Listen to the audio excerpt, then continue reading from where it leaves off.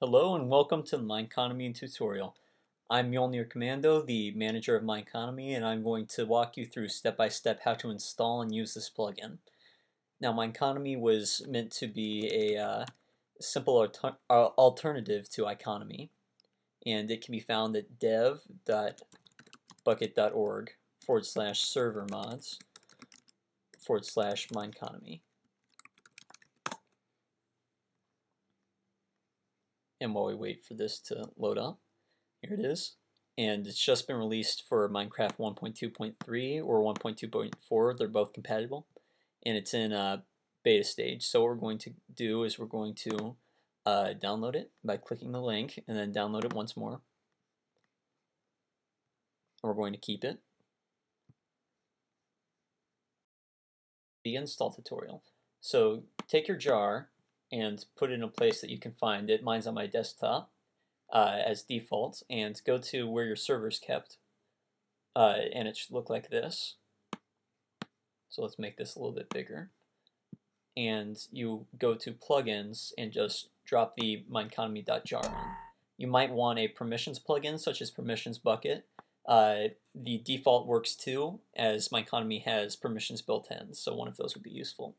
The way the MineConomy jar is programmed is when you first start up your server with a new MineConomy.jar, it will generate all the files needed. And here is where the MineConomy outputs are located. It just does a quick little info of everything being created and then read. And we can stop it now since all the files have been created. And as you can see, you have your MineConomy folder, and you have all your different files. So let's move on to the actual setup of the files. First, we're going to go with the config file. You can open it up in your standard text editor. I have a nice little YML editor called Aquamax. It's very useful and I like it a lot. So let me get out my notes here and we'll begin. Under balance, you have the starting balance, which will be the beginning amount that all accounts are created with in the standard MineConomy. Soon banks will be added and starting balance will not attribute to those, but that doesn't matter right now. Max debt is the maximum amount of debt that any MineConomy account can have. So you can set it to 200, which means that they can go into negative 200 for their balance. But we'll leave that at 0. Display GUI is a cool feature, which I am going to start up to show you. And you can set it to true or false, and the GUI helps manage accounts.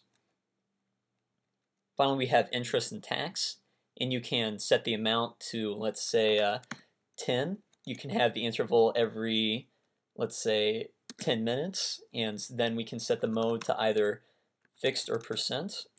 Let's go with fixed, so we'll add $10 to every account every 10 minutes.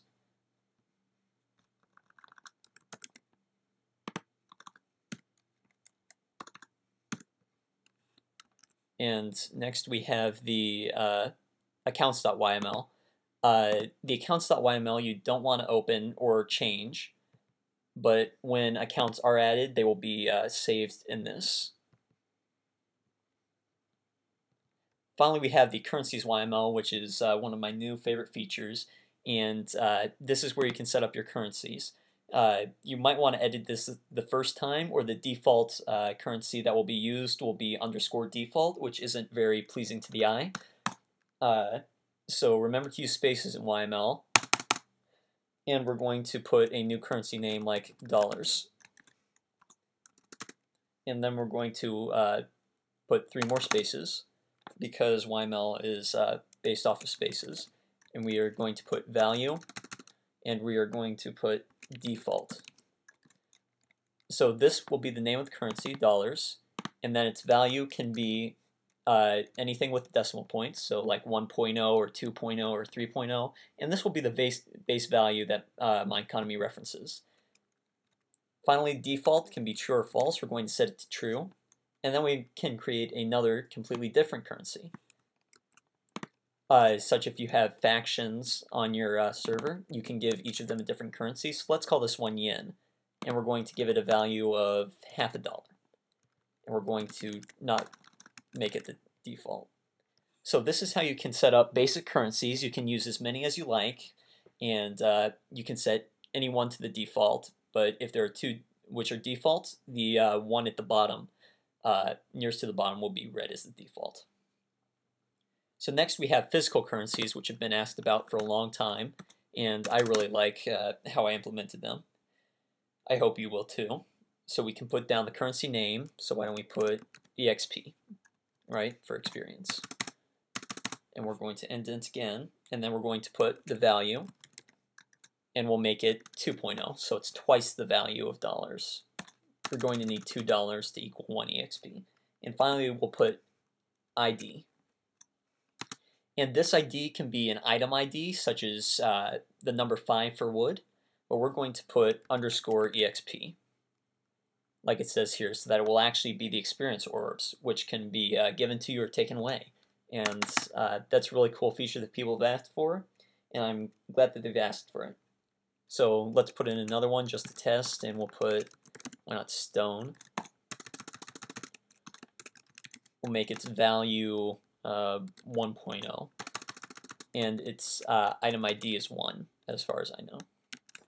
So we'll save that, and then we'll quit out of Aquamax. And if you ever need any more help, then the README is always available. It has a nice little introduction with all of the change logs and help with GUI and all of the permissions, commands, and different ways to set up files. So next one, we move on to permissions. Permission setup should depend on other tutorials, but here we have a quick little one with permissions bucket. So this was just recently generated, so it has all the default things. So why don't we put under group default permissions.build false. We'll change that to true. And why don't we change their MineConomy so that they can use it all. So we can move on to the demonstration part. So this has been how to install and set up MineConomy.